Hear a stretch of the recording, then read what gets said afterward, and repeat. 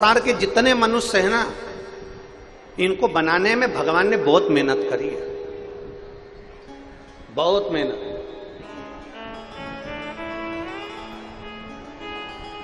ज्ञानी भी बनाता है ना भगवान, तो बड़ी मेहनत से बनाता है, बहुत मेहनत से ज्ञानी पुरुष बनाएगा, ज्ञानी महिला बनाएगा। बहुत ज्ञानी अगर भगवान बना रहा है तो बहुत मेहनत से बनाता है। अच्छा, ज्ञानी किसने बनाया?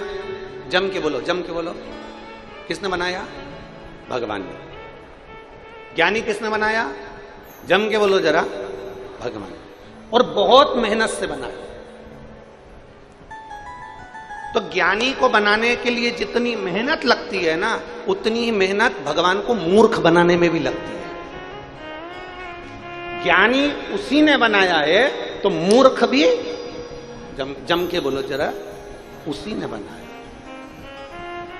अब किसी ज्ञानी व्यक्ति को तुम मूर्ख बना सकते हो क्या? बोलो बोलो, जम के बोलो जरा, नहीं।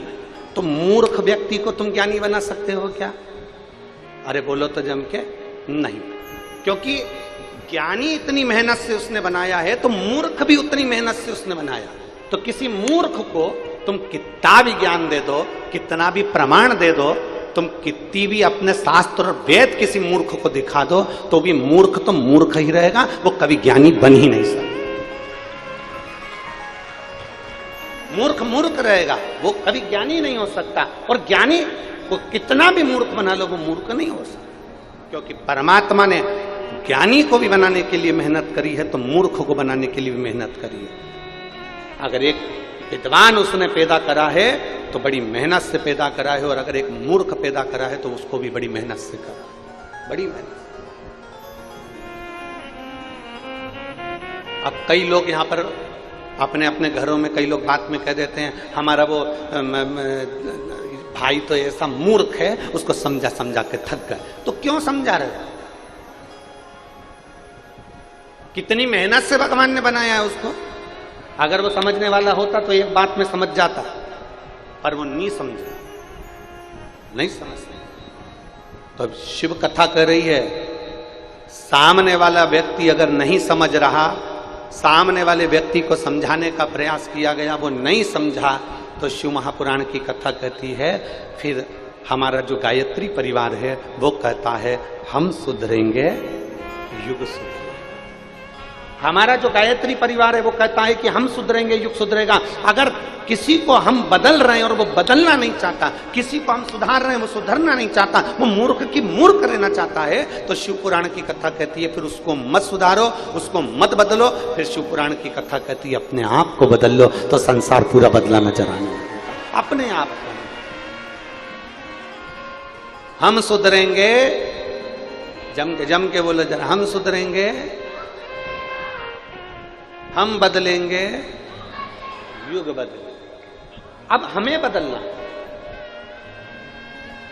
और बदला कि नहीं बदला युग? कलयुग चल रहा था, लोगों ने मंदिर छोड़ दिए थे, शंकर जी के मंदिर में ताले पड़े रहते थे, शंकर जी के मंदिर में कोई पानी डालने नहीं जाता था, कोई जल चढ़ाने नहीं जाता था, कुत्ते बैठे रहते थे, जाले हो जाते थे, शंकर जी के मंदिर में जानवर थे। पर शंकर के मंदिर में सावन के महीने में लोग जाते थे और शिवरात्रि पर जाते थे। कावड़ लेने के लिए कुछ लोग जाते थे, कावड़ भरने के लिए कुछ लोग जाते थे। सावन के महत्व को कौन जानता था? हर महीने शिवरात्रि आती है, ये कोई नहीं जानता था। घर से जल ले जाने का क्या महत्व है, इसको कोई नहीं जानता था। शंकर जी की बेटियां कितनी हैं, इसको कोई नहीं जानता था। श्री शिवाय नमस्तुभ्यम मंत्र कैसा है, इसको कोई नहीं जानता था। पर धीरे धीरे धीरे धीरे कलयुग में ये शिव युग आकर समाहित हो गया, और ये जनमानस में शंकर की भक्ति है।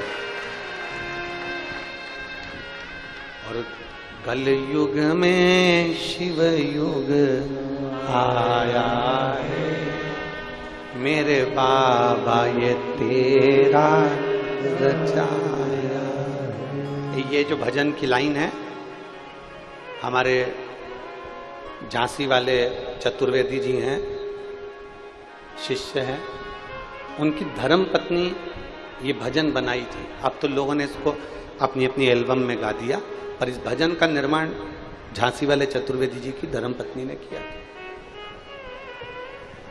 कि कल युग में शिव युग आया है, महादेव ये तेरा रचा है। कल युग में शिव युग आया और मेरे शंभू ये तेरा रचा।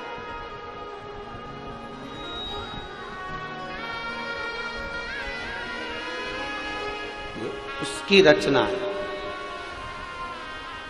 ये उसका बनाया था, ये उसने निर्मित किया।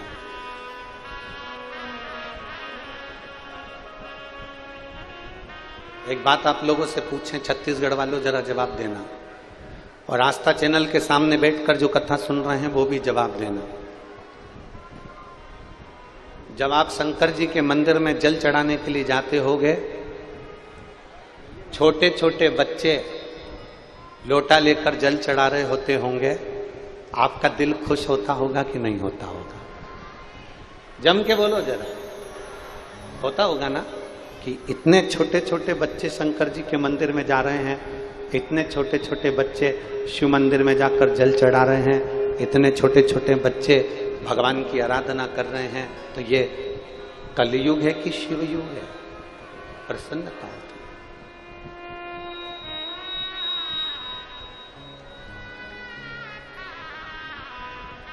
कितनी प्रसन्नता।